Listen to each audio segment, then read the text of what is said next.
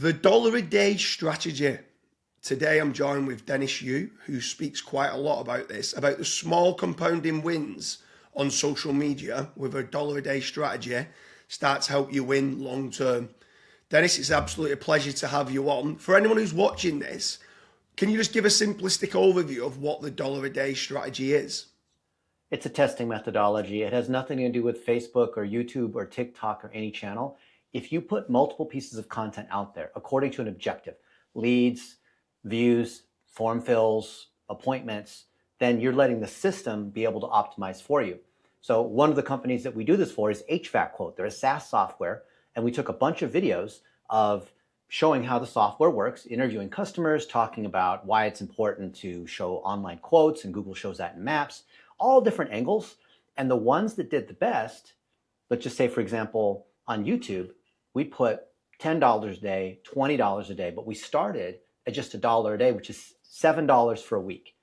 So we started with Marco Cipolla, we started HVACquote.ai, and we put, I think I had maybe 15 or 20 initial videos. And most of the ones that I thought were the best, James, actually did terrible. As in, we kept maybe 30% of people past the first 15 seconds. The minute-long videos maybe retained, 10% of people. But then the ones that were just kind of fun that we would never have expected would have done well, got a 95% playthrough rate for a minute-long video.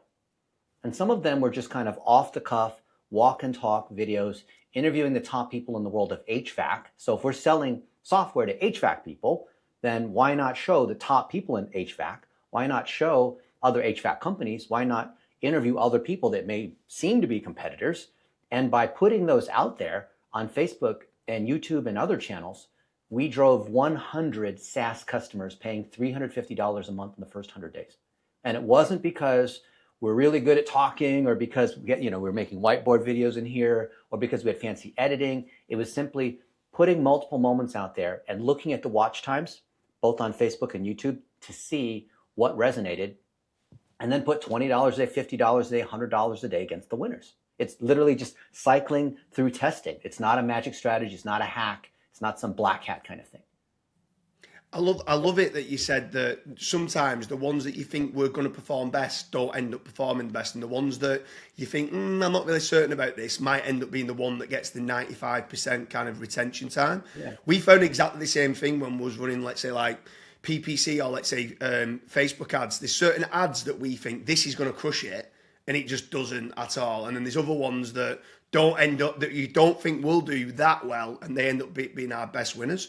But on there now, so obviously you're talking about like retention time on YouTube. So you go and get into YouTube, you go and do the promotion, and if it's getting a 95% retention time, then you'll start upping the bid because obviously people are enjoying it, people are liking that. But with regards to like Facebook or Instagram or maybe Twitter, is it all video format? Are you doing video on that as well? Or is it still mainly video?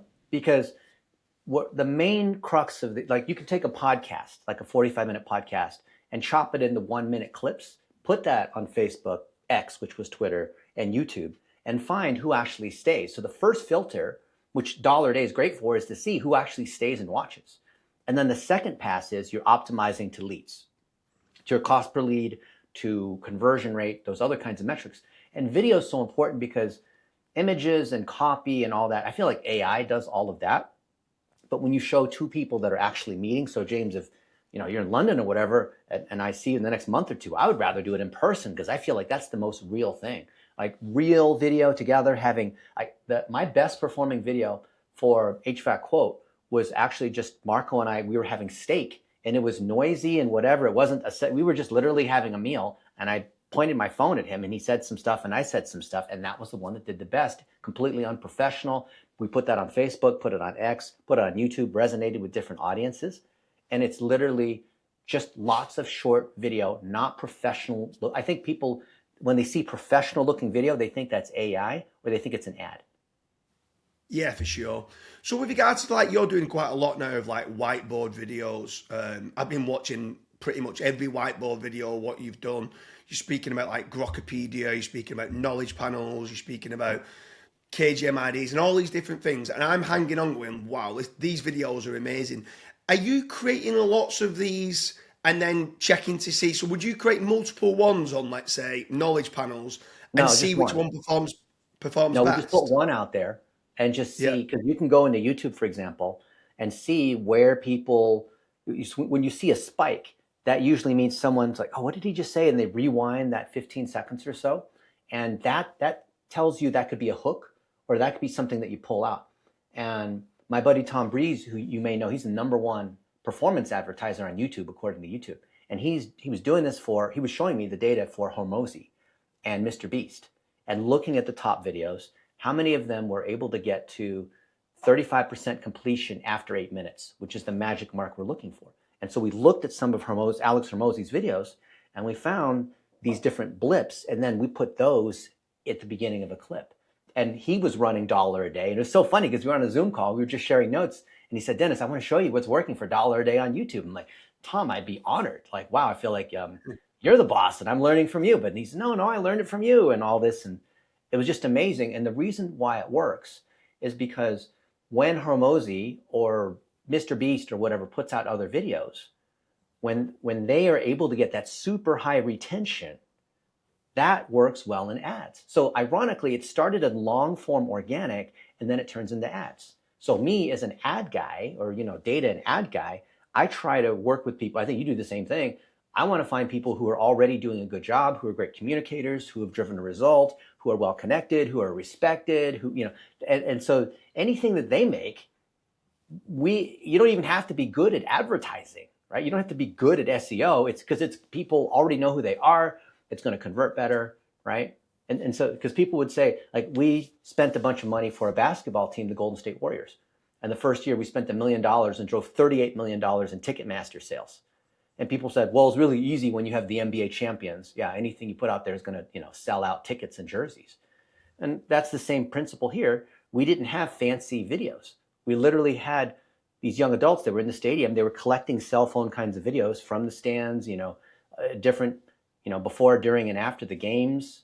And that's what drove more sales, because these fans, they felt like they were closer to the action. They felt like they were, Steph Curry, we'd ask him what his favorite flavor of buffalo wing was. And we had a chicken wing sponsor at one of these chains, right? And they did way better than the commercials that they gave us. So we applied $1 a day to Uber, to United Airlines, we did it for Nike and Adidas and all these other guys, because they were winning brands. So there's already that trust. So it wasn't very hard to get to the attention threshold that we were looking for, and then run those as conversion ads. So, and it has nothing to do with Facebook or TikTok or YouTube or anything. Yeah, for sure. I like the idea on the spike where you're using that then as being the hook. We do pretty similar as well, but sometimes we split it off into like a YouTube short and using the shorts, and then say, come and check out the long form video of it. And then you're getting, obviously, the short seems to be being pushed a lot more by Google than the long form. And then obviously it leads you on to the longer form as well. But anyone who's watching this with regards to the $1 a day strategy with Dennis Yu, it got me hooked. I initially found one of Dennis's videos. I'm now obsessed with watching all the videos that he's putting out with regards to personal branding. Also, make sure you check out the links in the description. There's a couple of follow-on videos where me and Dennis have spoke about personal branding isn't actually ego. The amount of people that think that personal branding is an ego thing, where it's not, it's to do with risk management. Make sure you check out that video. And one last one is to do with knowledge panels, getting that KGM ID and getting yourself out there, and then using this methodology to amplify everything of what you do with the $1 a day strategy. Dennis, it's been an absolute pleasure. Thanks for having you. Thank you, James.